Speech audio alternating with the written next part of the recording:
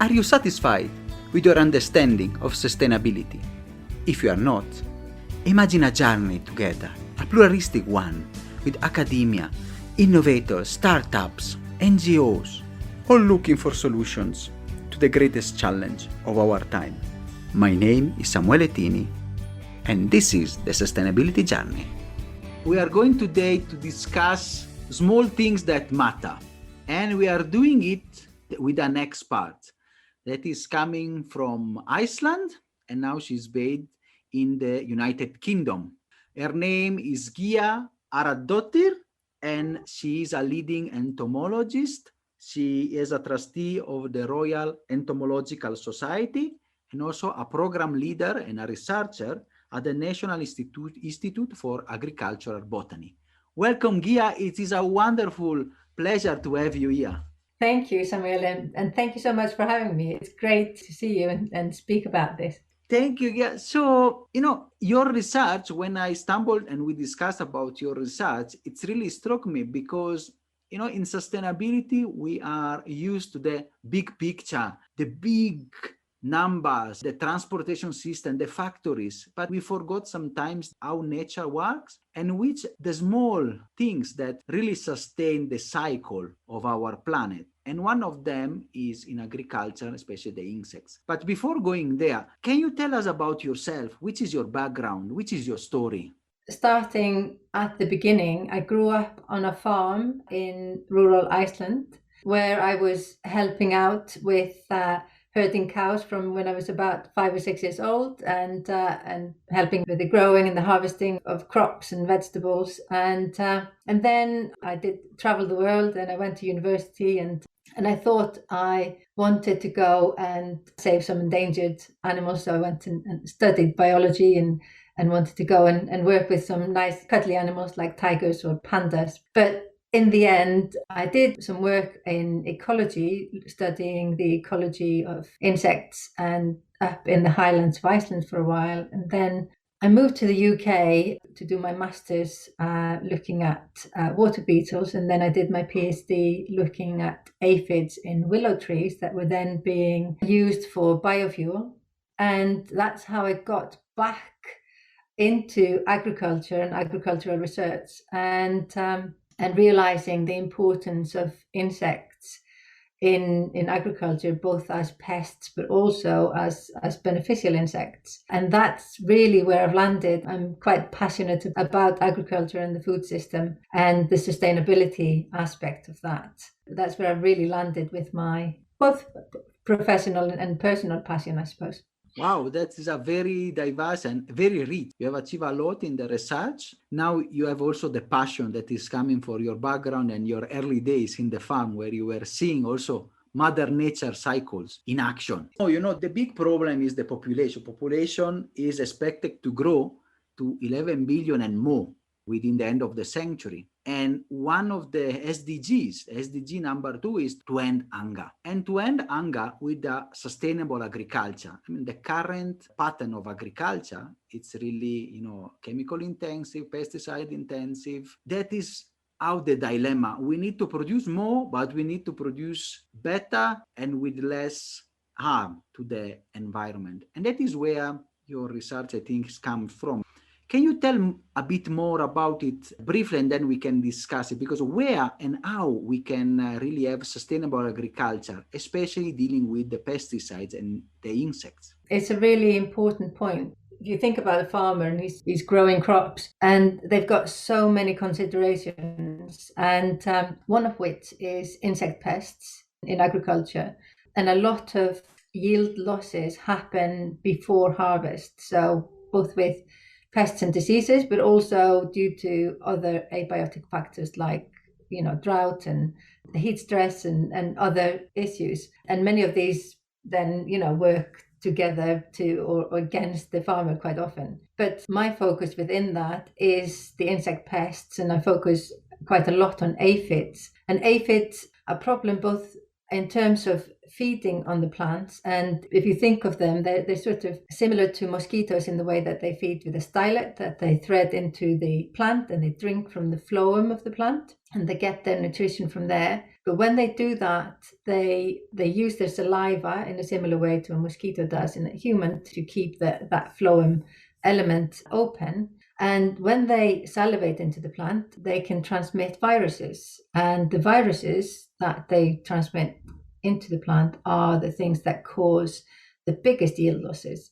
So there's a big issue there in terms of plant health that needs to be tackled. And obviously, with modern agriculture, you've got big fields out there, and it's like a sweet shop for these insects. They have a lot of food there available to them, and we need to make sure that we are helping to control this so that the farmer doesn't lose too much of its yield in terms of the food production. That is very important, especially taking in consideration the importance of wheat within our food system. And I think also not only in Europe, but within global scale.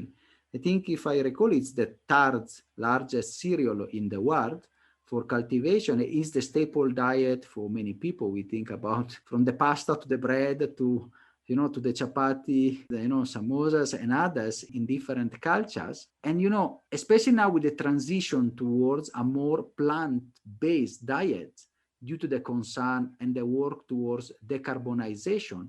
Can you explain us a bit how it works and how we can control these factors that reducing the yields in harmony with nature without an excessive use of chemicals? We've used pesticides for a long time, and they have helped us, as well as the unintended consequences of them being a bit problematic. But what people are doing now, and there's a lot of focus on more sustainable crop protection. And one of the things that we are doing, and I've been doing a lot of, is looking back at the plant and finding natural resistance traits in the plants that can protect them against these aphids. The way that we do this is that we go back, in the case of wheat, but other people are doing this in other crops as well, is we go back to the old varieties. We go back to the land races that people were growing before the Green Revolution, and then even further back to what we call the wild relatives, that the small grasses that contributed to the plant that we know as wheat. We go back to these lines because that's where we tend to find the resistance mechanisms. And then I do that as the entomologist, and I test this, and it's sort of almost like taste testing. I present these plants to the aphids, and I see which ones are resilient or resistant against the aphids. And then I work with geneticists, plant geneticists, and plant breeders who then can take those resistance traits and breed them into varieties that are more modern, and are try to put those into the modern cultivars that then can be sold to the farmer. If we can supply the resistance in the seed, and the farmer can be secure in the knowledge that their varieties that they're buying from the breeding companies is resilient against these pests, and they don't need to spray. And that's the ultimate goal, and that in itself is brilliant. You will never have a crop that won't have any pests. That's very unlikely. But if we can reduce the number of the pests sufficiently so that the beneficial insects that we've not talked about, like the ladybirds or the lacewing larvae that like to feed on those pest insects, can keep the populations down so we don't end up with these yield losses, then we get a much more harmonized agricultural system. And that's what people are really focusing on at the moment. That is very interesting. It's really such an important area which is often overlooked, because we read on the press,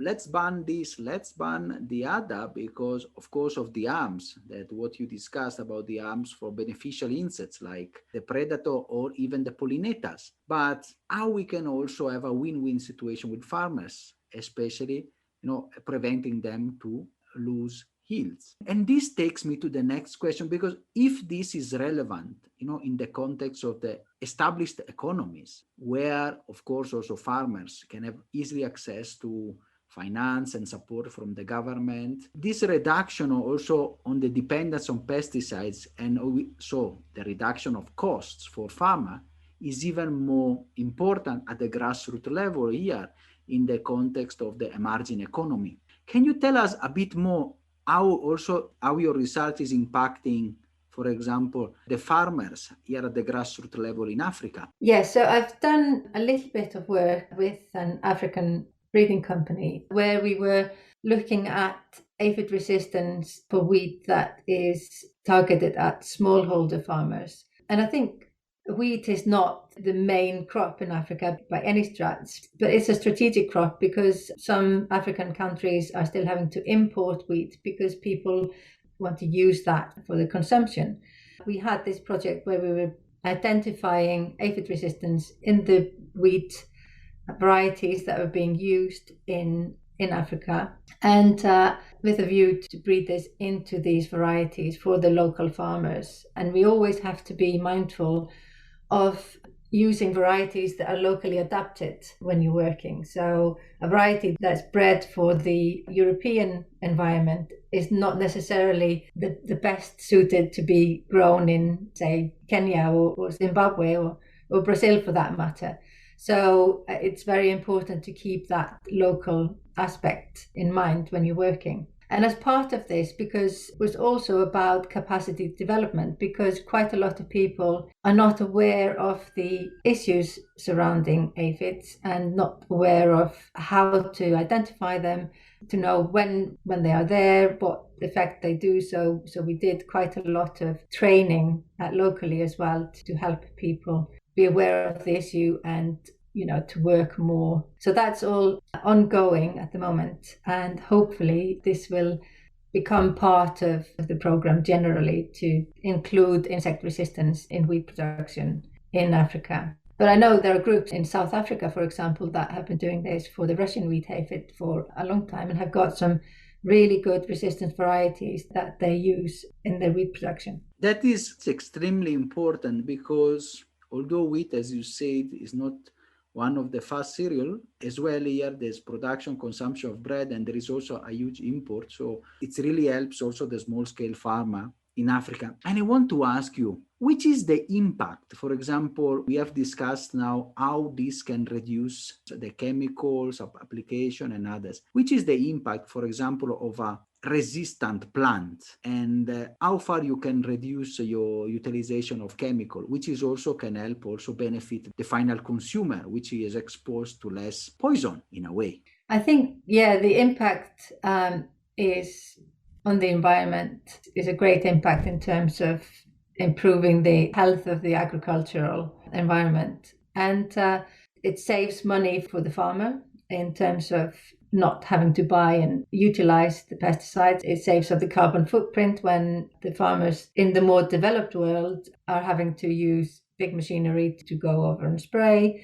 But there are a lot of farmers that actually cannot afford those additional inputs like fertilizers or pesticides. So if we can develop and deliver that resistance in the seed, then it won't be a saving to them because they wouldn't be able to buy those inputs, but it secures their yield and makes it more likely that they will have a good yield at the end of the year. You did mention about it being a global problem. And what is really interesting and I find really great about this sector is that people from all over the world are working together. So I have colleagues in Pakistan, in India, in China, in Brazil, in Argentina, in Uruguay, and people are all talking together about the problems they're facing. It's really much a global effort in this research and in trying to make the most resilient plants that are appropriate for each of these growing areas.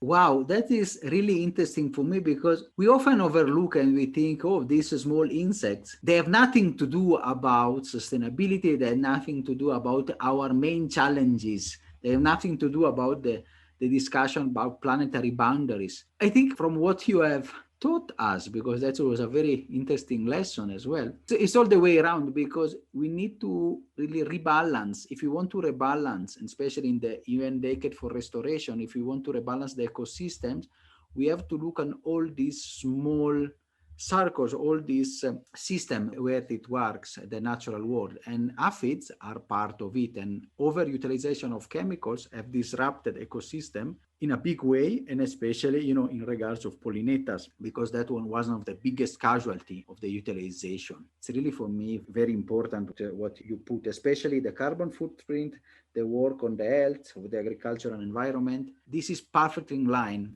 with the SDG 2 and with the broader sustainability objectives that we have. I think it's really, really interesting. And, we always have to think about unintended consequences of what we're doing. And, people are using pesticides initially in the best of intention, but we now know that there are better ways of doing things, and we should reserve those pesticides for the absolute necessity where we have no other options, and that, use them very, very sparingly, if at all. I think people are very much on board with this, and all the way from the politicians through to the companies and everywhere in between. And I think this is, it's a really exciting time now to becoming more sustainable and doing things in a more holistic way. I totally agree with you. Now we have the technology, we have the capacity. It is possible to reverse the way we do things. Now, let me ask you maybe a more personal question. You're a woman that has achieved a lot. You have done your research. You have also got an MBA. You are a leading researcher. You are in the Royal Entomological Society. So, being a woman in leadership, and especially in the STEM area, which was your experience? Which were maybe the constraints and, the challenges that you had to face, and how you have overcome? Because it's really maybe a man-dominated area, and, it's good to have a women leader. I've probably been quite lucky in many ways. I've had a lot of, I worked with a lot of very, very good people. I have had some really nice people to work with, supervisors, especially during my PhD, and also as a scientist as I was going through. And I've had actually, maybe unusually, quite a few female leaders that I've worked with. But I think the importance of the network you work with is really, really paramount. That collaboration, science is very much about collaborating, because especially in fields like mine, where I'm the entomologist and I've got the expertise on the insect, but I don't know anything about plant breeding or genetics, apart from what I've learned from my colleagues through that collaboration. And I think that is hugely important, to work with people. And the support I've had from people that I've worked for and people that have become my mentors, and I've been very fortunate to be able to call on people for advice when needed. And I try to pay that forward to people that I've worked with and people that reach out to me, and support others where I can. And I think that it's all about the community, because collectively we can do so much more than we can do on our own. Wow, thank you so much, because it's really the sense of community, the networking, embracing the other and working in collaboration with integrity and working together with them. I think that is a very good way, to overcome with those barriers and really shine. I think you have achieved a lot. Your research speaks for you, and also the way you communicate very difficult things, because, talking about these problems for a layman like me, now I have understood a lot of these dynamics that before I was not aware. Yeah, no, thank you. The other thing that I didn't mention is when you are working in these STEM areas, there are a lot of societies, learned societies or interest societies, where that I really recommend people that are starting out in their careers to join. Like, I've been a member of the Royal Entomological Society pretty much since I moved to the UK in 2002. And the people there have been so generous with their time and knowledge. And it's just been a great place to go and meet people that are working in similar areas. And I think that's something that I would highly recommend to anyone, to get involved in, not just your professional circle, but also in wider circle that relate to your interests, because that's also where you develop your network and your knowledge. That is, for me, it's really interesting. As we are closing up the episode, you want to launch maybe a message to the audience? I'm passionate about the food, all the way from food production to cooking, because I love cooking for the family and friends. And I think a lot of people don't like insects just because they like butterflies, but other insects not so much. And I think if we just stop and look at the environment a little bit more closely and look at all the different interactions that are going on around us, I think we start to see the beauty in it much more. Yeah, I think, supporting sustainable agriculture where they can with their choices, as users and consumers, I think that would be a great step forward. That is wonderful. Yet I think you have given up a wonderful lesson, and we are very grateful for this shedding lights to an often overlooked sector and an often overlooked problem, which is very crucial for our very survival, because it's the food we eat. And everybody likes bread, pizza, chapati, or whatever other foods. It's really interesting. So maybe we'll see you where you are going in your research, maybe for a future episode. And I'm very, very grateful. I want to thank you from the deep of my heart for your research and your such an important work, which is not under the spotlight, but is crucial for our planet. Thank you so much, Samuel, and thank you for this podcast. I've really enjoyed the episodes I've listened to so far. Best of luck with it. Thank you so much. Thank you, Gia. Thank you. Are you satisfied after this wonderful episode? In the next one, we will talk about fast charging. Stay tuned.